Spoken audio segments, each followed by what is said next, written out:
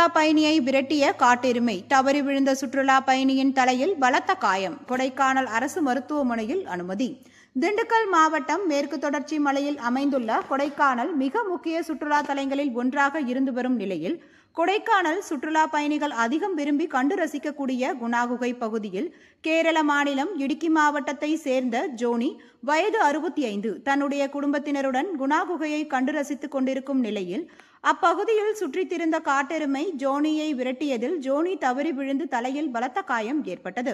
உடன் அக்கம் பக்கத்தினர் மீட்டு கொடைக்கானல் அரசு மருத்துவமனைக்கு முதலுதவி சிகிச்சைக்கு அழைத்து வந்த நிலையில் அங்கு முதலுதவி சிகிச்சை அளிக்கப்பட்ட பின் மேல் சிகிச்சைக்காக தேனி அரசு மருத்துவமனைக்கு மருத்துவர்களின் ஆலோசனைப்படி அழைத்து சென்றனர்.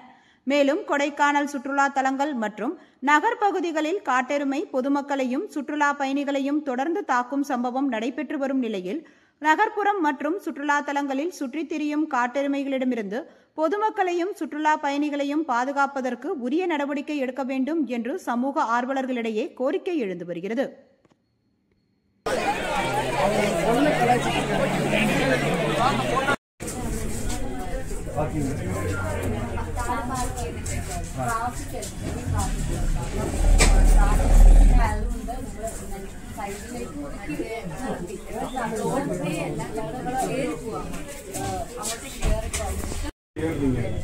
ஏறும்போதே மாடு வந்துச்சு, உள்ளேருந்து வந்துட்டு சைடு